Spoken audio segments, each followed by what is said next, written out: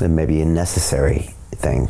Maybe we weren't going to be able to last much longer with these strange reward scenarios. I mean, maybe we are about to break it all anyways. We are, for a fact. That's this intelligence potentially could get us back to be what it means to be human. I agree. If we can make it to the fourth inevitable of the utopia. I think some of us will. Right, some of us will. Now Hugo says there'll be a gigadeath of a billion people dying as we fight, some that are pro-machine, some that are pro-human.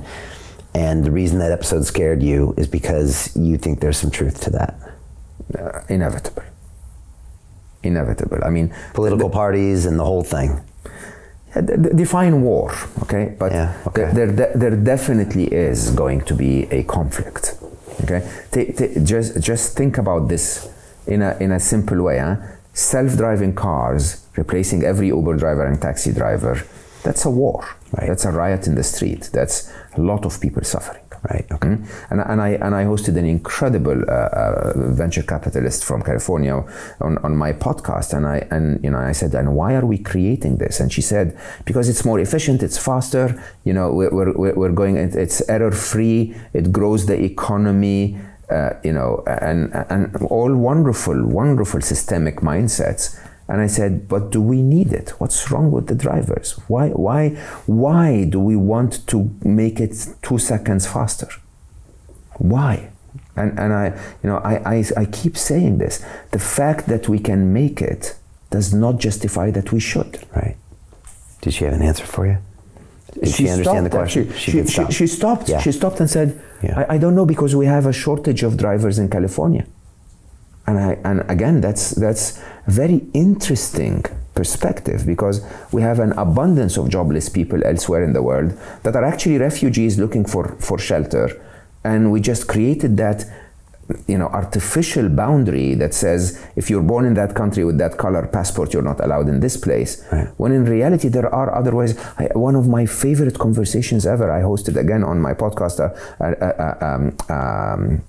an environmental activist, okay, an incredible young woman who started to be an activist at a very young age. She was 23 when I hosted her, and I asked her, I said, is there a technology that's in the making that would solve climate change? And she very cheerfully said, yeah, the technology has been invented a long time ago. It's called a tree. And that stopped me in, like, yes. If it was my California hat, the chief executive, chief business officer of Google X, I would have been looking at incredibly complex nanophysics-based technologies, and the technology is there. Everything that we need as humanity is there. Right. But we're stuck in this paradigm of it has to be quicker, better, faster, larger, whatever. Yeah. And we need more that get us maybe less human. Yeah. So Mark Andreessen talked about bootleggers and Baptists, I think, in that paper, and he overall concluded that everything was going to be okay. He said in any boom there's Baptists and bootleggers, and sometimes the Baptists are in fact bootleggers. And I think he was taking a swipe at Altman by saying those that are asking for regulation sometimes are the actual bootleggers. What did you make of his paper? I have to be humble enough to say he knows so much, okay? And that it is a singularity. The point I need to make clear is this is my perception of a moment in the future that none of us has experienced before. I could be right, he could be right. I could be right and he could be wrong. He could be right and I'm wrong, or we could both be wrong, right? The reality of the matter is there is a point of singularity approaching. To be on either extremes is diluting the value of the conversation. So to talk about existential risks and that AI will take over humanity and there will be, a Skynet or Terminator, killing machines walking the streets, that's losing the focus from the actual immediate threat, which is the redesign of the fabric of society. Okay, to dismiss the problem altogether is a bit of complacence, where a little bit of engagement and conversation and a little bit of regulation and and restriction and testing. Testing is really interesting. Before you are allowed to swallow a pill that could cure your headache, it goes to FDA testing and approval. There needs to be a little bit of testing so that when something's out on the open internet, it doesn't hurt our teenage children. Okay? Anywhere on those two extremes, I think, is wrong. I think the balanced path in the middle that says there is likely going to be challenges. Some of them are very high likelihood, like the redesign of the fabric of society. Some of them are less likely, like but are more threatening, like an existential threat of AI. Okay, it's possible, it's probable, but lower probability. Those conversations need to be had. Okay, they need to be had in a way that says, yeah, let's all cross our fingers and hope that everything will be wonderful and that we will end up in a utopia where that incredibly intelligent, 1 billion times smarter beast that we're creating is going to still kneel in front of us and say, yes, master, I'm Jeeves, I'm your butler, I will do what you want. Okay? But if there is a tiny possibility that it will say, you annoy me, I don't want you on my path, we might as well work on this right now. And that balance in the middle is what I've been advocating for. That balance in terms of making users aware, making humans aware. I was honored yesterday walking the streets of London in front of a hotel where a doorman stopped me and said, I saw your thing about AI. It was very eye-opening. I didn't know those things existed. This man's life is going to be affected by artificial intelligence. Okay, we need to make him aware. We need to make him aware if a video. I ask people to go and on social media and search for the hashtag AI model. Hashtag AI model.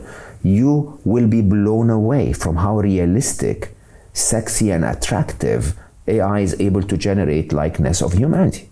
I mean, the mid-journey pictures are getting to be ridiculous. Ridiculous. And I think the idea is we need to start finding a government regulation, a rule between all of us that's unwritten, that says, hey, by the way, this is not a human, this is AI generated. That says this video is fake. It's deep fake. It's not. We deserve that. We deserve to be told which of the comments we're gonna get on this video is a bot and which isn't. We deserve to be, told of the progress that's happening in AI in terms of reskilling ourselves. And there is so much that needs to be put out there to be discussed so that we're not hit with a pandemic, okay? Right. And then suddenly told to stay home. And then suddenly, the whole chaos starts. So Jim Rickards has just recorded a video that's not available to anyone in the public, and he's going to be talking about how this upcoming recession is going to be fast, it's going to be bloody, it's going to be nasty. But at the same time, he's going to show you how you can position yourself to profit from all of this chaos. Now, we've made this video only available to our viewers. Go to londonreal.tv/Jim. Watch that immediately. I can't say enough good things about Jim Rickards. He understands the global economic system better than any guest I've ever had on London Real. His predictions are almost uncannily true, and you can learn how to profit from his vision, from his expertise, and his understanding of economics. So go to londonreal.tv/Jim or click the link below. It's an excellent, excellent look on what's going to happen in the future and how you can position yourself to profit from that. Jim is one of the best in the business, one of my favorite guests on London Real, and he's very, very good at predicting the future and showing us all to profit from it. So click the link, and I hope you enjoy. Hey, it's Brian Rose, founder of the DeFi Academy. I've told you my 4-week crypto bootcamp is amazing, but don't take my word for it. This is what my students are saying. The DeFi Academy was an amazing experience for me. It took me totally out of my comfort zone. In this course, I was challenged, I was held accountable, and pushed to do things that honestly weren't always easy. It's been phenomenal, and I can't believe we're already up on our 4 weeks. It has flown by. Going through this DeFi accelerator by far was one of the best courses I've taken. You do this course, you really get into the nitty-gritty of the activities that will make you comfortable with decentralized finance. Thank you so much to Brian and everyone at London Real and the DeFi Academy for even putting together an amazing course like this. Anybody else that wants to do it, please sign up. It is well worth the money.